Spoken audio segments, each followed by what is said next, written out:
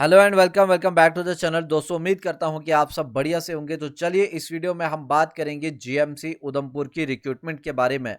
दोस्तों ये जो रिक्रूटमेंट निकल के आया है एडवर्टीजमेंट, इसमें बताया गया है कि बहुत सारी वैकेंसीज खाली हैं आपका मेडिकल कॉलेज उधमपुर में मेडिकल जॉब्स के रिलेटेड।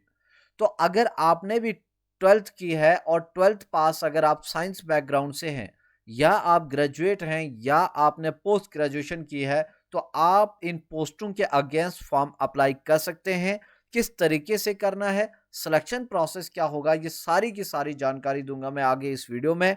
तो वीडियो को लाजमी आखिर तक देखिएगा और वीडियो अगर अच्छा लगा तो वीडियो को लाइक, चैनल पे अगर आप नए हैं तो चैनल को सब्सक्राइब जरूर करें ताकि हर एक जॉब के रिलेटेड अपडेट जो है पहले आप तक पहुंचे। और वीडियो को अपने दोस्तों के साथ ज्यादा से ज्यादा शेयर करें। तो ये रहा जीएमसी उधमपुर की तरफ से एडवर्टाइजमेंट नोटिस। इसमें आप देख सकते हैं ये इनका फ़ोन नंबर है और ये इनका ईमेल है। और इसमें आप देख सकेंगे कि एडवर्टाइजमेंट नोटिस जो है ये है 5 ऑफ 2025 और ये निकाला गया है आपका 11 ऑफ मार्च 2025 को। इसमें बताया गया ये जो वैकेंसीज निकाली गई हैं ये है नॉन गजटेड टेक्निकल पोस्ट। कहाँ पे है? आपका मेडिकल कॉलेज उधमपुर में होगा और ये रहेगा आपका ऑन एकेडमिक अरेंजमेंट बेसिस, यानी कि कॉन्ट्रैक्ट बेस, ये आपकी परमानेंट जॉब नहीं होगी। और आगे यहाँ पे आप इस पोस्ट को अगर आप ध्यान से देखेंगे तो इसमें बताया गया है कि इनिशियली आपको अपॉइंट किया जाएगा 1 साल के लिए और मे बी बाद में आपको एक्सटेंड किया जाएगा फॉर अनदर 6 मंथ के लिए। तो आगे हम बात करेंगे कौन कौन सी इसमें वैकेंसी निकाली गई है, उसके लिए एलिजिबिलिटी क्राइटेरिया क्या है और सिलेक्शन प्रोसेस आपका किस तरीके से होगा। तो देख सकते हैं आप, पहला पोस्ट आपके पास है लैब टेक्नीशियन।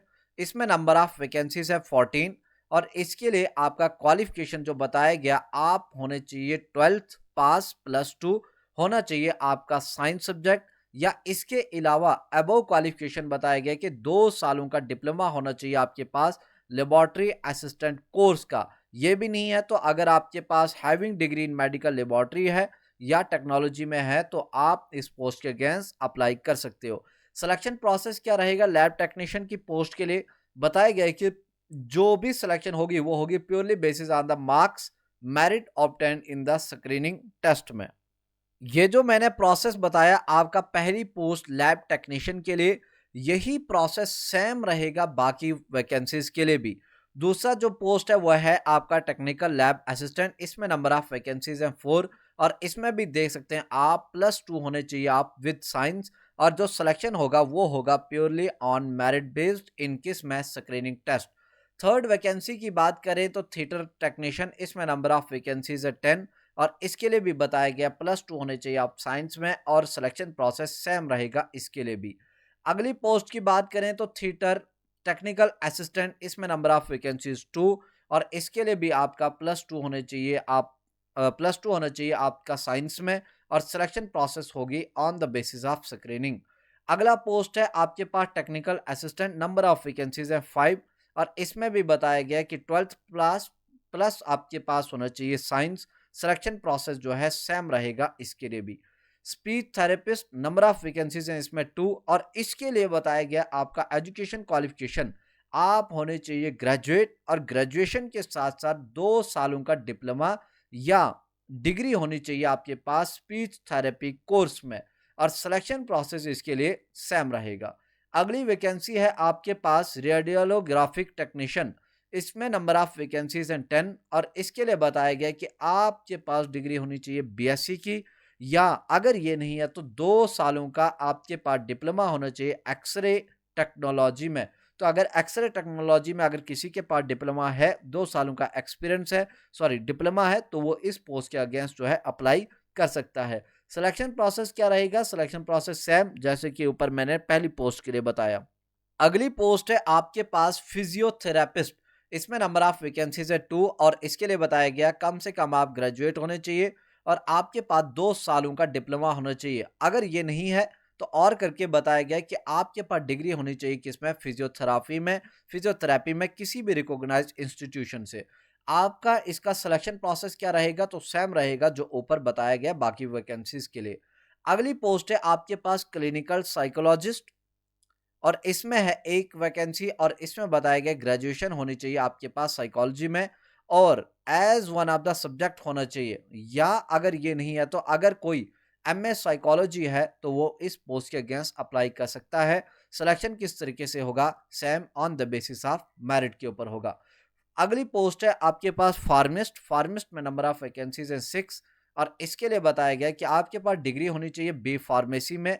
अगर ये नहीं है तो आप अगर 12th पास है विद साइंस सब्जेक्ट के साथ इन डिप्लोमा, और डिप्लोमा अगर आपके पास है तो आप इस पोस्ट के अगेंस्ट जो है अप्लाई कर सकते हैं।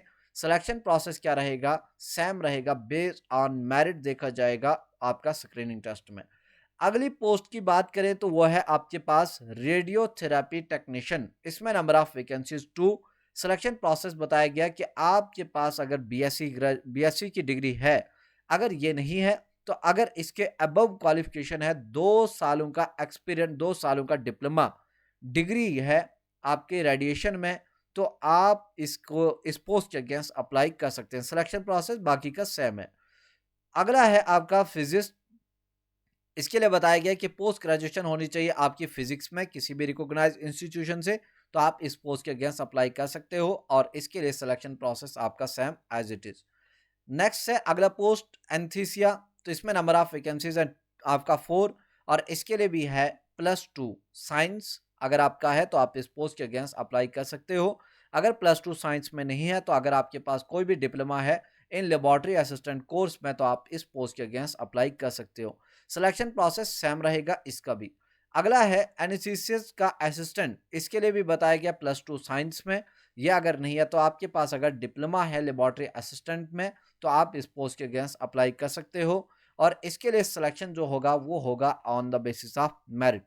अगली वैकेंसी है आपके पास ऑक्यूपेशनल थेरेपिस्ट। इसमें भी नंबर ऑफ वैकेंसीज 2 है। इसके लिए बताया गया ग्रेजुएशन विद, ग्रेजुएट आप होने चाहिए, इसके अलावा 2 सालों का आपके पास डिप्लोमा होना चाहिए। अगर डिप्लोमा नहीं है तो आपके पास डिग्री होनी चाहिए इन ऑक्यूपेशनल थेरेपी कोर्स में, और इसके लिए भी सिलेक्शन प्रोसेस सेम रहेगा एज इट इज। अगली वैकेंसी है आपके पास वर्कशॉप वर्कर। इसमें नंबर ऑफ वैकेंसी 6। इसके लिए बताया गया +2 होने चाहिए आप साइंस में। अगर ये नहीं है तो अगर इसके अबव क्वालिफिकेशन है आपके पास 2 ईयर का diploma in prosthetic and ortho technician में, तो आप इस पोस्ट के अगेंस्ट अप्लाई कर सकते हो। तो इसमें सिलेक्शन प्रोसेस सेम रहेगा।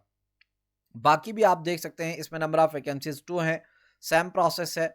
इसके अलावा multi rehabilitation number of vacancies 4, process same है। +2 आप होने चाहिए साइंस में, बस आप इसमें से हर किसी पोस्ट के अगेंस्ट अप्लाई कर सकते हो। अगला देखिए डेंटल टेक्नीशियन। इसमें नंबर ऑफ वैकेंसीज 4। अगला है आपके पास CSSD टेक्नीशियन। इसमें भी नंबर ऑफ वैकेंसीज 4, और सभी के लिए इसमें देखेंगे आप, इसके लिए बताया गया +2 साइंस में होने चाहिए। इसमें भी बताया गया +2 साइंस में होने चाहिए। इसके लिए भी बताया गया +2 होने चाहिए साइंस में, और सिलेक्शन सब के लिए सेम है कि आपका जो सिलेक्शन होगा वो प्योरली होगा basis on the merit of 10 जो आप करेंगे स्क्रीनिंग टेस्ट में। अगला वैकेंसी है आखिरी वैकेंसी CSSD टेक्निकल असिस्टेंट। इसमें भी अच्छी खासी वैकेंसी है, नंबर ऑफ वैकेंसीज हैं 10। इसके लिए बताया गया +2 होने चाहिए आप साइंस में। ये अगर आपके पास नहीं है तो आपके पास अगर 2 सालों का डिप्लोमा है, या आपके पास डिग्री है ऑपरेशन थिएटर की, तो आप इन पोस्टों के अगेंस्ट अप्लाई कर सकते हो, और इसके लिए भी सिलेक्शन प्रोसेस जो है वो सेम रहेगा on the basis of merit obtain in the screening test. ये हो गया सारा का सारा वैकेंसीज, कितने number of post, education qualification, और हो गया आपका सिलेक्शन प्रोसेस। अब यहाँ पे बात करेंगे कौन कौन से कैंडिडेट इन पोस्टों के अगेंस्ट अप्लाई कर सकते हैं। तो सबसे पहले हम बात करेंगे अपॉइंटमेंट ऑफ कैंडिडेट। उन्हीं बच्चों का अपॉइंटमेंट होगा जिन बच्चों के पास, जो JNK के रहने वाले हैं और जिनके पास होगा डोमिसाइल, विच मीन्स JNK के किसी भी कोने में अगर आप रहते हैं तो आप इन पोस्टों के अगेंस्ट GMC उधमपुर में आप अप्लाई कर सकते हैं। नंबर ऑफ वैकेंसीज की बात करें तो ये इंक्रीज या डिक्रीज हो सकती है, ये आपको बताया भी जाएगा ड्यूरिंग स्क्रीनिंग टेस्ट। नेक्स्ट बात करें क्वालिफिकेशन रिक्वायर्ड, तो क्वालिफिकेशन रिक्वायर्ड हर किसी पोस्ट के लिए अलग अलग है, और इसमें खासकर अगर आप 12th पास हैं मेडिकल फील्ड से, साइंस बैकग्राउंड से, तो आप इनमें से मैक्सिमम पोस्टों के अगेंस्ट अप्लाई कर सकते हो। एप्लीकेशन फ़ी की बात करें तो एप्लीकेशन फ़ी जो है वो है होगा पर फॉर्म आपका 300, और एप्लीकेशन फॉर्म जो आप भरेंगे वो भरेंगे ऑनलाइन। ऑनलाइन किस तरीके से भरेंगे, इनकी वेबसाइट पे जाएंगे और वेबसाइट पे जाके आपको फॉर्म फिल करके एप्लीकेशन फ़ी जो है वो आपको कटवानी है। उसके बाद बात करें date and centre of examination, तो date and centre of examination, exam होगा या नहीं होगा, आपका स्क्रीनिंग टेस्ट होगा और स्क्रीनिंग टेस्ट के बेस के ऊपर ही आपको मेरिट के ऊपर अपॉइंट किया जाएगा। और एग्जाम कब होगा, ये वेन्यू और एग्जामिनेशन सेंटर और डेट कहाँ पे होगा, ये आपको इनकी वेबसाइट के ऊपर जाके विजिट करना है और वहां पे आपको दिख जाएगा। लेकिन जैसे ही इनकी तरफ से कुछ भी ऑफिशियल नोटिफिकेशन आता है तो हम आप तक जरूर पहुंचाएंगे। आखिर में बात करेंगे स्कीम ऑफ एग्जामिनेशन क्या रहेगा। तो एग्जाम होगा, स्क्रीनिंग टेस्ट होगा और स्क्रीनिंग टेस्ट जो होगा उसमें पूछे जाएंगे आपके objective type multiple choice question, और जो क्वेश्चन पेपर होगा वो होगा सिर्फ इंग्लिश लैंग्वेज में, और इसके लिए आपका 0.25 जो है नेगेटिव मार्किंग भी किया जाएगा। इसके बाद की बात करें तो सिलेबस इन पोस्टों के अगेंस्ट क्या रहने वाला है। तो जब ये मैं वीडियो रिकॉर्ड कर रहा हूं, इस वाले ऑफिशियल नोटिफिकेशन में कोई भी सिलेबस मेंशन नहीं है। इन्होंने यहाँ पे बताया है कि आपको क्या करना है, जीएमसी उधमपुर की जो वेबसाइट है उस पे आप रेगुलरली विजिट करें और वहां पे सिलेबस जो है वो आपको बताया जाएगा।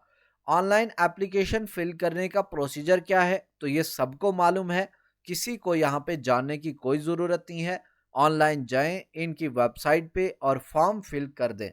लेकिन फॉर्म फिल करने की डेट क्या है वो यहाँ पे मेंशन नहीं है, तो लिहाजा कृपया करके इनका जो ऑफिशियल नंबर है, जो कि एडवर्टीजमेंट में पहले ही मैंने बताया था, वहाँ पे जाके उस नंबर को क्लिक करके आप उनको डायरेक्ट कॉल करके पूछ सकते हैं कि इन पोस्टों के अगेंस्ट फॉर्म कब तक अप्लाई होंगे, लास्ट डेट क्या रहेगा।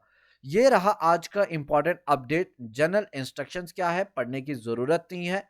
अगर किसी को पढ़ना भी होगा तो ये हमारे टेलीग्राम चैनल पे ये वाला एडवर्टीजमेंट दिया भी जाएगा, आप वहां जाके इसको डाउनलोड करके अच्छे से पढ़ के तो फिर फॉर्म फिल कीजिएगा। तो ये रहा आज का इंपॉर्टेंट अपडेट। उम्मीद करता हूं कि आपको सारी जानकारी हासिल हुई होंगी। वीडियो अगर अच्छा लगा तो अपने दोस्तों के साथ इसको ज़्यादा से ज़्यादा शेयर कीजिए, ताकि हर कोई कैंडिडेट, जो भी डिजायर्ड कैंडिडेट है, वो इन पोस्टों के अगेंस्ट अप्लाई कर सके। वीडियो देखने के लिए थैंक यू सो मच।